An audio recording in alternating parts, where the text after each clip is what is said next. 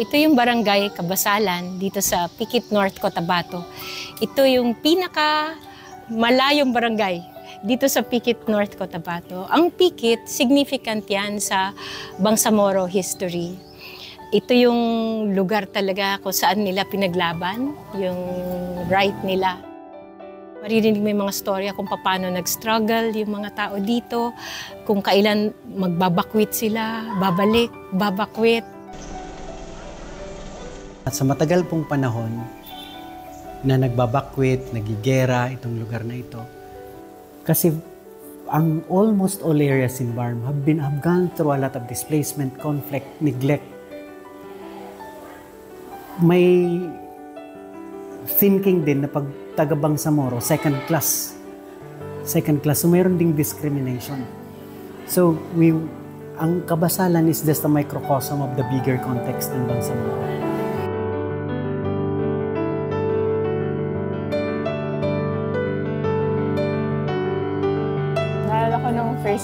Halos first day ata na nandito kami, tapos kasama namin yung principal. Tapos may mga tinuturo siyang lugar eh. Dito may namatay, dito may nagkaroon ng barilan.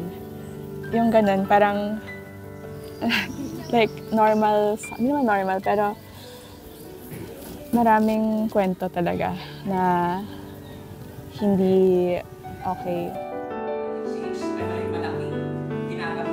Back then, I didn't know na merong mga ganun na mga type ng pamumuhay na grabe, napakasalat po, grabe yung crisis na dinaranas nila.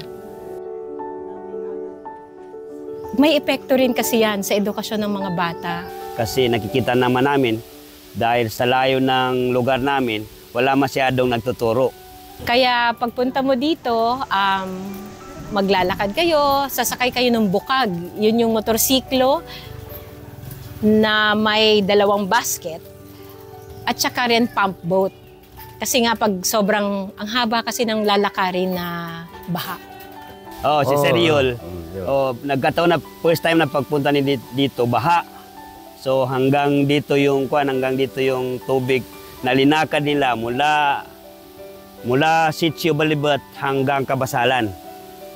Yung malayo pa sa boundary ng Kabasalan, so mga more or less 5 kilometer, 6, linakad nila, tubig pa yan ha. Naglalakad yung iba papunta dito. Malayo hindi siya agad ba't napupuntahan. So maraming naglalakad. At minsan naman, kinakailangan yung mga bata ng komunidad nila. So tutulong muna doon.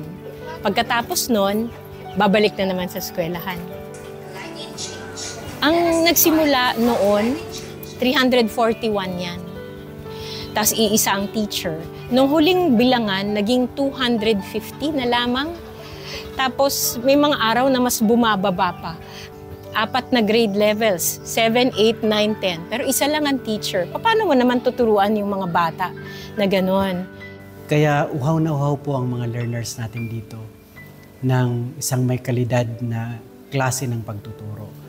Kasi imagine ninyo, kung hindi na yung magpapadala ng guro dito, iisa lang ang teacher dito. Paano niya ituturo yung 9 na subjects sa high school?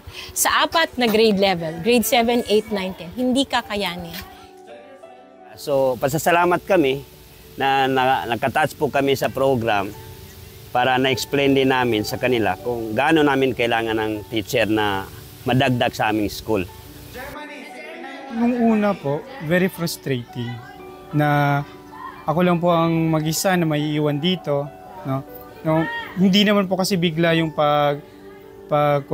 pag-alis ng mga kasamahan ko. Paunti-unti po sila eh. Nagsimula sa 5 kami dito. Hanggang sa tuluyang ako na lang talaga ang teacher na maiiwan dito sa Kabasalan High School. Karamihan siguro sa mga bata na yan, masking bayang magiliw, hindi sila marunong. Kasi hindi sila nakapagbayang magiliw. Kasi mataas ng araw. Dating ang teacher. Napaka-frustrating sa part ko kasi gustong-gusto ko na maturuan yung mga bata. Kasi the students are not just my students eh. Ito sinasabi ko ito sa kanila parate. You are my blood. Kamag-anak ko kayo. So, kung iiwanan ko kayo, parang binaliwala ko na rin yung dugo ko na turuan kayo ng maayos, ganun. Yung future niyo pinuputol ko kung iwanan ko kayo. Kaya kung mag-volunteer ka dito, makakatulong ka na maging parte na mabuo ng isang bata yung edukasyon niya, na mabuo niya at least hanggang grade 10, tapos handa na siya para mag-senior high school. Malaking bagay po, very symbolic po ang deployment natin ng Gurong Pahinungod dito sa Kabasalan.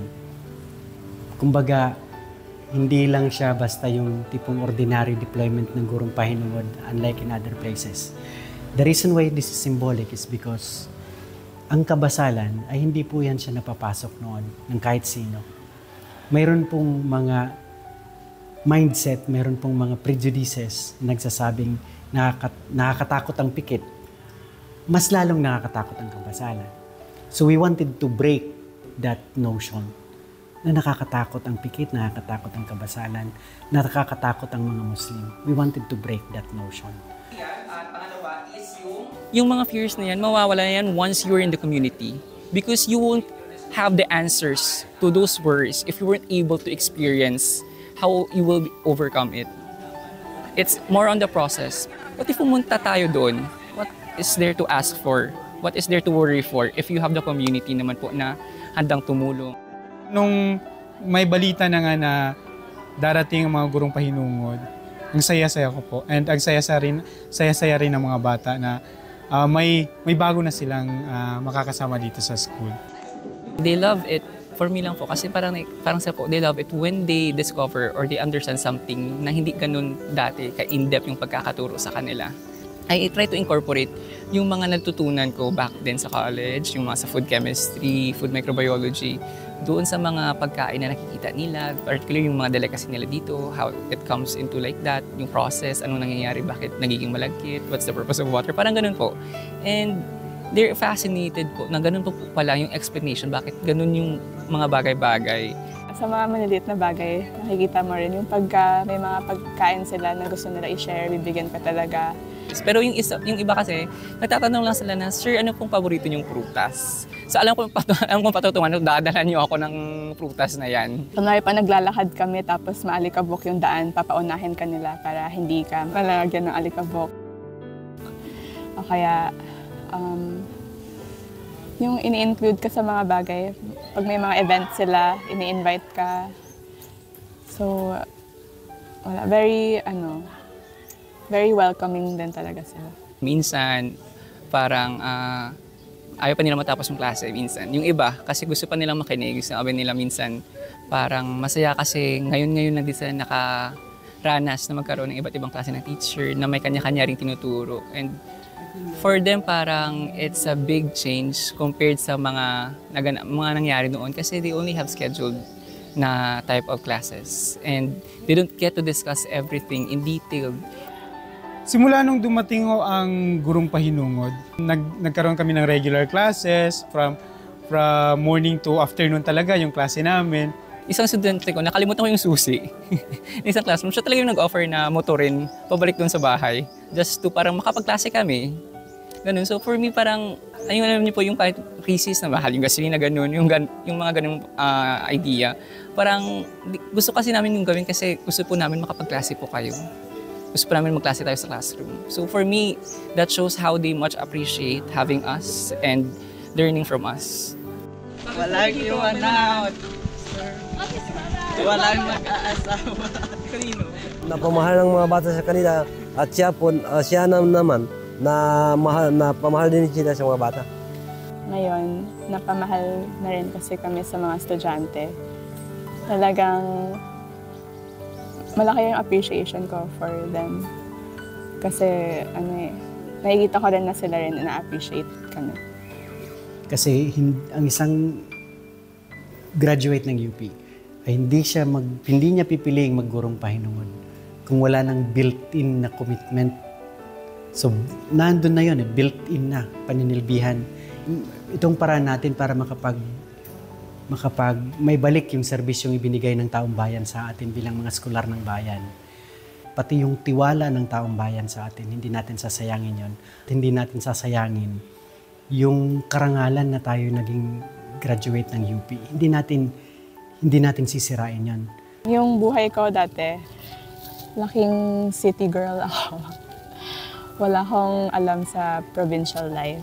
Kasi di ba sa akin, sa QC sa Manila, hindi naman araw-araw na kailangan may kausap akong tao. Pero dito yung sa pagka pupunta kang anywhere you go, parang may taong kakilala ka or nakakilala sa'yo. So which is culture shock sa akin. Ang turing ko siya kanila, parang anak ko rin. Lalo na si Aliyah. Oo. Kasi si Aliyah, dito pa sila hindi marunong maglaba, hindi marunong magluto. Yung pag-igib niya, hindi marunong talaga kay anang pagdala niya sa balde. Parang nothing really comes easy here. Kunwari maliligo ka lang, kailangan mo mag-igib na maraming tubig, magbubuhat ka na maraming balde. So tinuruan pa sila, ganito, ganyan. Alam niyo po ba, nung unang dating namin, kulang ko lang yung gamit namin dyan. Wala kaming parang mga organizer, mga plato. Yung parang, may plato kami. Pero yung mga bowl, serving spoon. In fact, yung kaldero namin first few days, nasusunog parati. Kasi sobrang nipis na nabili namin back then sa Midsayak. And then sila yung nag-offer na pwede niyo po gamitin yung maliit namin na kaldero muna. Parang, grabe naman. We didn't even ask for it. They just they know that we need it. And they willingly offered it. By that simple action, parang it justifies na parang they're really, hospitable, they're really welcoming, and they really show you what the spirit of family is all about. Kaya kahit saan sila na-assign, at nasasabi ko ito bilang part ako ng first batch ng Gurong Pahinungod, lahat na naging Gurong Pahinungod ay pagdating nila sa community, sila'y natuto, minahal ng community, at talagang nag-iwan sila ng magandang footprint. Inaalagaan ng community yung mga GP, yung mga Gurong Pahinungod. Di ba sila na nga nagpapakain doon sa mga GP. Inaalagaan nila. So, sa tingin ko, bukas, some level of openness talaga. Kami ngayon sa Bangsamoro, sa BARM, sa MBHTE, di po namin yan makayang isipin na may mga lugar na napapabayaan because the way we deliver education is an act of justice. Failure for us to do things lesser than the best is to do an injustice. Sa aming mga learners who have been victims ng injustices, multiple layers of injustices for the longest time, ang Gurong Pahinungod deployment natin sa Kabasalan is an act of justice. Pinapahalagahan ng community yung contribution mo bilang teacher. Kumbaga, ikaw ang nagre-represent ng hope para sa lugar na ito. Ako, gusto ko sila Ma'am Lea at saka si Sir White na kung pwede, kung papayag sila na ma-extend pa ang kontrata nila dito. Kasi yun, parang anak ko na sila. So kahit sila po umalis na, ang footprint nila doon, kahit hindi na po nakikita ng marami, pero alam ng buong barangay, ng buong community, na once upon a time, may mga Gurong Pahinungod na nagtaguyod na pumunta dito. Hindi lang in terms of yung experience, hindi lang in terms of teaching, pagkakaroon ng teaching na background. I think, yung matututo ka talaga na maging part ng isang community and maramdaman yung ganong love ng isang community. Kasi yun po talaga yung naramdaman din namin dito, yung pagmamahal nila. Sobra pong pasasalamat ko po kay Alea at kay Dwight. Yung buhay na binuhos nila sa Kabasalan, ikabahagi na po ng buhay ng mga bata yun. Hindi na po may erase yun. At ang buhay na ibinahagi po nila sa mga learners namin ay mahalagang contribution po sa pag-develop ng Bangsamoro, ng pag-develop po ng education in the Bangsamoro as a whole at yung Bangsamoro na rin. Maliliit na bagay po ito, pero very significant po. So maraming salamat kay Alea at kay Dwight.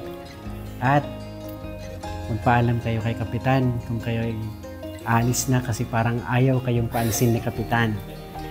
Napamahal na ang mga tao sa inyo sa Kabasalan.